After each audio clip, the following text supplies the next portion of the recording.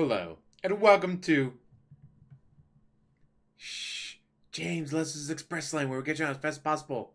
I'm just trying not to laugh. I swear I'm trying not to laugh, but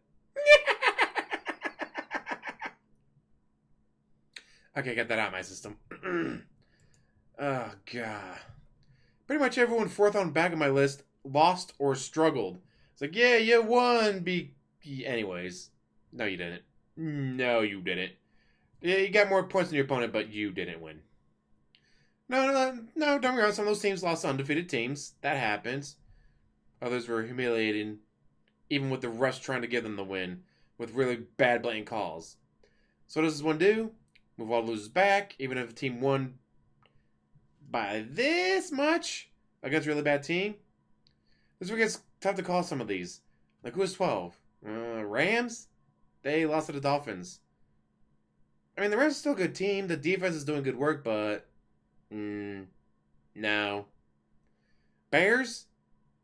They lost too. But they also the Saints. A damn good team. Screw it. I still believe in Big Nick Foles. He just needs help. The trade deadline is not over at the time of recording, so maybe he gets some help. Maybe a team decides, okay, we need to rebuild. Trade this wide receiver to that team. Or a running back or an O-lineman or something to help Big Nick Foles out. He needs it.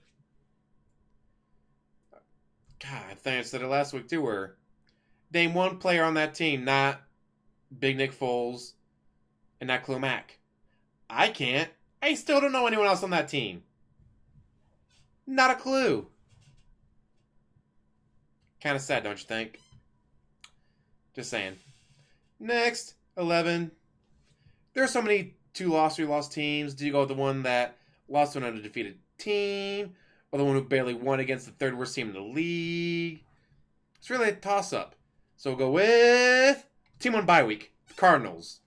After losing Kenyon Drake, the backup isn't too bad. Especially with the wide receivers out there. He really benefits from the defense being unable to stack the box. They can't stack the box against him. He's then going to face 8 guys in the box.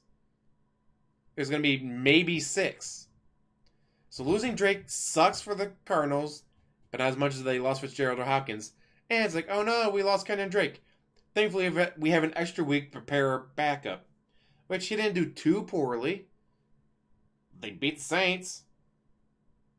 I mean, not the Saints, the Seahawks. So, I mean, it's not like, oh no, without Kenyon Drake, we can't win. Like, nah, they can still win. Next, number 10, Titans. They almost dropped out of the top 10. I mean, just saying, you lost to the Bungles. You're lucky you're still in the top 10.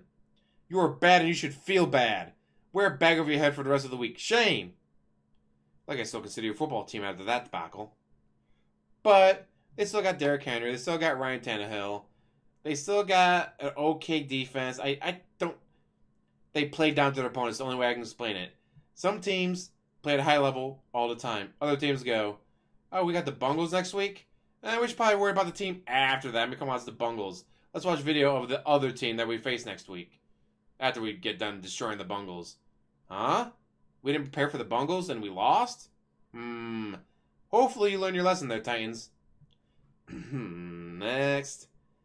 It's going to be tough for 8, 9, and 7. And we'll make it the Colts. Back from bye week, and they beat the Lions by 20. Before I say it's the Lions. Those Lions beat the Cardinals. And I gotta say, the perfect bye weeks are probably 7 through 9. Too early or too late sucks. Those week, perfect. So the Colts are like, alright, we played almost half the season. Get a break.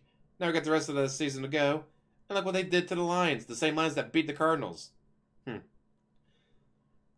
Number 8, Packers. Sorry, but you lost to the Vikings. Like, how?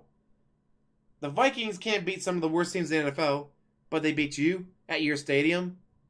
I'd be ashamed to be a cheesehead after that. Do they still win the NFC North? Oh, probably. Unless Big Nick Foles can really step it up with a new piece to help him out. Packers got the NFC North, just saying. But if they keep playing like that, maybe not. Don't count your chickens before they hatch, right? Number 7, talk about playing down to your opponent, the Buccaneers. They won. Barely. Needing the refs to be tired and not wanting to deal with overtime, so call the game over instead of calling the blamed PI. That, the game goes overtime. I'm not so sure the Bucks win it. If they had won cleanly, no, yeah, they'd probably be a spot or two higher. But it took the refs going, man, we're so old, we're all 60 plus. Man, I want to go home and go to bed. I should have been home in bed 2 hours ago. What the hell are they thinking putting me on a Monday night game? And so instead of calling the PI, which they actually called the PI, they threw the flag, pass interference, defense. Then they're like, wait a minute. That means we got to go to overtime. It's already late. We're already tired. Let's just go home, go to bed. Pick up the flag. No pass interference. We're going home, going to bed. Good night. To beat the Giants. I'm sorry, Buccaneers, but you won because the rest were old men who were tired. If those refs have been in their late 20s, early 30s, that pass interference gets called. Pass interference gets called. Giants try again. Maybe this time they get it. If they get it, they go to overtime. But because the refs are all old men, just wanting to go home, go to bed, watch Matlock and Murder, She Wrote, they called the game. Guy, you got lucky there, Buccaneers. Number 6. So many teams there, 4 through 12 lost. But here's a team that didn't lose. The Saints. Man, they move a lot, though. But they won. And not because the refs called it, but because they actually won. And the Bears are still a good team. But the Bears against, say, the Lions, Bears every time. The Bears versus the Bungles, Bears every time. Saints are damn good. And not only that, but they get Emmanuel Sanders and Michael Thomas back next week against the Bucs, who were very mortal on Monday night and only won because the refs decided it for them. The game should have gone to overtime. Just saying, that game should have gone to overtime. Then maybe we see who wins. But nope. Old men. They're tired. Sad face. But yes, now we got the Saints versus the Bucs. The Saints will have, again, Emmanuel Sanders and Michael Thomas back. They beat the Buccaneers the first time they faced off.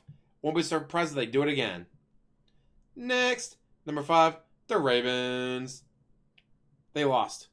But to the Steelers. Game seemed closer than it was at points. Also, majority of Lamar's turnovers to the Steelers. Like, what is it about the Steelers that just get Lamar Jackson? It's like, oh, this team, no turnovers. That team, no turnovers. Steelers, and 7 turnovers. The hell?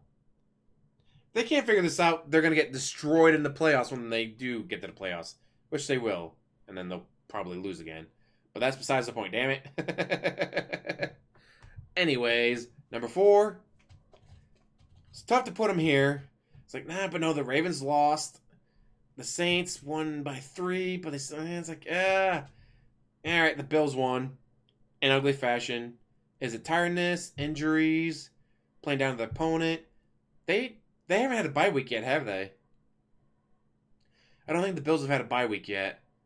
And, of course, next week, they face the Seahawks. So the Bills better step it up or they're going to get blown out. They'll probably still lose next week, even if they do step it up. But if they step it up, they won't be blown out of the water. Number 3, tough to leave them here, but Seahawks remain at 3rd. Should have moved up to 2nd, but the Chiefs humiliated their opponent. And the Seahawks beat a 49ers team with too many injuries. It was great watching DK Metcalf humiliate the deep backs of the 49ers, though. I do admit that. Man, poor 49ers, like, oh, what's that? He's been dealing with a high ankle sprain, which if you sat him for, say, 2 games, would have healed. Instead, you kept throwing him out there. And now he's hurt. And now he's out for the season. And George Kittle's out for the season. And every other player's out for the season. Man, Seahawks, the only real threat now is the Cardinals, who already have a win over them. That NFC West could be pretty close race there. Or the Seahawks could go undefeated for the rest of the season, crush everyone, and go on to the Super Bowl. Anyways, enough of that. Oh, speaking of Super Bowls, number 2, the Chiefs beat the Jets. Mahomes has more passing touchdowns in that game than the Jets quarterbacks have thrown in this season. What the hell? I get the Jets are bad, but really? Wow. What was it say? I was like, Mahomes had 5 touchdowns, and the Jets quarterbacks combined have 4 passing touchdowns? Like, when I saw this, I'm like, that can't, it's weak. No, it's this late, it'd have to see it. What? It's like, holy hell. How bad do you have to be where a quarterback throws more touchdowns against you in one game than your quarterbacks have thrown the entire season, and you're this far in the season? This isn't week 1 or 2. We're already halfway through the season. What are you doing? Team that doesn't have any issues. Number 1, Steelers beat the Ravens to remain undefeated. They face some top quality teams and remain undefeated. Can anyone stop them? Gotta wait and see, but so far the answer's been no. Short of injury, they're gonna keep cruising. Yikes. Man, they're just freaking unstoppable at this point. So what do you guys think? Should I go, yeah, the Buccaneers only won because the rest are old men and wanted to call it a game, but they should still be higher because they won, guys. Maybe the Ravens should have fallen further. It's like, yeah, they lost to the Steelers, but they still lost. I mean, there's a lot of ways you can go with that. Man, I love football. This has been a pretty good year. Except for a couple of disappointments like the Vikings, sad face. Or the Panthers, sad face. Thought Teddy Bridgewater would be doing better. But then again, they did lose Christian McCaffrey, who they should be getting back next week, I want to say. I want to say it's next week they get him back.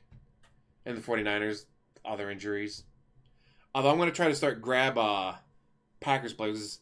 I've noticed every single player I've grabbed for the fantasy football has gotten hurt. Several of them out for the season. It's like, you know what? I'm going to start grabbing Packer players. Like, oh, you got the Packers defense? And, oh no, 8 of their starters got hurt with career-ending injuries. They will now lose every single game because the defense can't stop anyone. Terrible.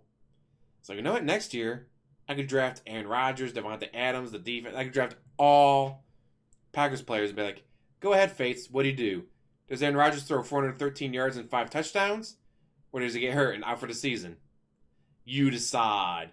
Either I win with 1,000 points a week because I pick nothing but Packers players, or they all get hurt and I lose every week. But you know what? I'd much rather lose in fantasy, but win in real life. Terrible. Anyways, thank you guys for watching. As always, like, subscribe, comment down below, and have a wonderful day.